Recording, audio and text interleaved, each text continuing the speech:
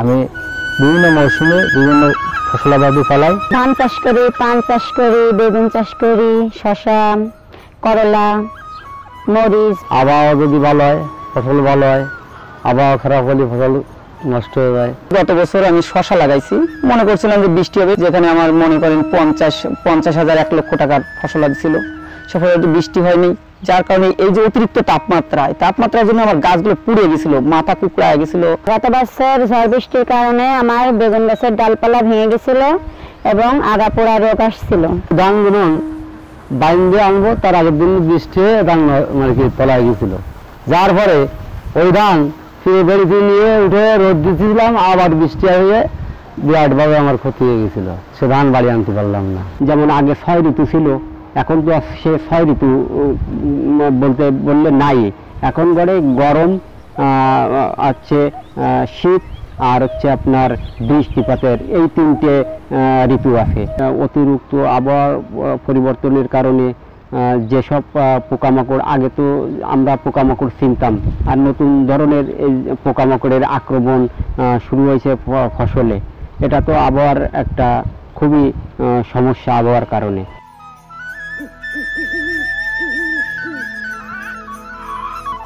বর্তমানে আবহাওয়ার যে পূর্বাভাস পাওয়া যায় সেটা জাতীয় পর্যায়ে তৈরি হয় এবং বিভিন্ন মিডিয়াতে তা প্রচার করা হয়, এবং এই জাতীয় পর্যায়ের যে আবহাওয়া পূর্বাভাস তা স্থানীয় কৃষকদের তেমন কোনো কাজে আসে না।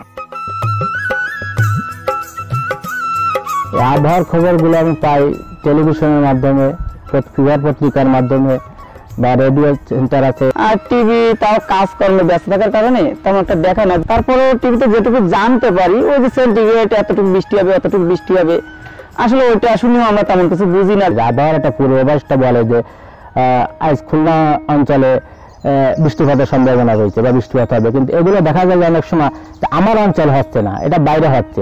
এটা যদি হতো যে আমার রূপসা থানায় বা আমার গাবড়িয়া ইউনিয়নে এই পর্যায়ে যদি হবে, যে আমি মনে করি যে এই পর্যায়ে হবে বৃষ্টি, তাহলে আমার একটু উপকার হয়। আমরা অনেকদিন ধরেই এম্পাওয়ারের পক্ষ থেকে কৃষকদের বিভিন্ন রকমের তথ্য সেবা দিয়ে যাচ্ছি বিভিন্ন আইসিটি চ্যানেল ইউজ করে, কিন্তু আমরা একটা জিনিস খেয়াল করলাম যে জলবায়ু পরিবর্তনের কারণে আমাদের অনেক তথ্য সেবাই আউটডেটেড হয়ে যাওয়া শুরু করছে। তো তখনই আমাদের মনে হলো আমাদের তথ্য সেবাটা আসলে অনেক বেশি স্পেসিফিক, লোকালাইজড এবং লোকাল ওয়েদার ভিত্তিক করা উচিত, এবং ওই সময় আমাদের মনে হলো যে এরকমের একটা সার্ভিস আমাদের নিয়ে আসা উচিত। এই সার্ভিসটি তৈরি করার জন্য 3 ধরনের এক্সপার্টিস দরকার পড়ে। একটা হচ্ছে অ্যাগ্রোনমি, একটা হচ্ছে মেট্রিওলজি, একটা হচ্ছে সফটওয়্যার ডেভেলপমেন্ট। অ্যাগ্রোনমি এবং সফটওয়্যার ডেভেলপমেন্টের এক্সপার্টিসটা আমাদের কোম্পানির ভেতরেই আছে, কিন্তু মেট্রিওলজির সার্ভিসটার জন্য আমরা পার্টনার করেছি সেভ আর্থ ক্লাইমেট সার্ভিসেস নামে একটা কোম্পানির সাথে। WRF মডেল হচ্ছে একটি গাণিতিক মডেল, যার মাধ্যমে আমরা আবহাওয়ার পূর্বাভাস পেয়ে থাকি, এবং এটা হাই স্পিড কম্পিউটিং সিস্টেমের মাধ্যমে পরিচালিত করা হয়। পৃথিবীতে সবচেয়ে ব্যবহৃত এবং সবচেয়ে আধুনিক একটা গাণিতিক মডেল। WRF মডেলের যে গ্লোবাল আউটপুট আমরা পাই সেটা অনেক কোর্স রেজুলেশন, এটা 27 কিলোমিটার বাই 27 কিলোমিটার, অর্থাৎ এটা একটা জেলার আয়তনের সমান হয়তো একটা পূর্বাভাস প্রদান করা হয়, কিন্তু আমাদের দরকার হচ্ছে লোকেশন স্পেসিফিক। এই জন্য আমরা একেবারে 4x4 ডাউন স্কেল করে 4x4 কিলোমিটার নিয়ে আসি, এবং এটা একটা উপজেলা হয়তো বা ইউনিয়ন পরিষদ পর্যন্ত, ইউনিয়ন পরিষদের পূর্বাভাস প্রদান করা সম্ভব। এই সার্ভিসটার সুবিধাটাই হচ্ছে যে আপনি খুব কম খরচে অনেক সংখ্যক কৃষকের কাছে তথ্য সেবা পৌঁছে দিতে পারছেন। এটা আপনি খুব ইজিলি কাস্টমাইজ করতে পারেন বিভিন্ন ক্রপের জন্য, আপনার বিভিন্ন প্রোগ্রামের জন্য। আপনি অন্য দেশে এটা খুব সহজে নিয়ে যেতে পারেন, এবং মানে খুব কম খরচেই আপনি একটা বিরাট ফার্মার ডেটাবেস মেনটেন করতে পারেন। ফার্মারের কখন কি দরকার ওই অনুযায়ী আপনি সার্ভিসগুলো পৌঁছে দিতে পারেন।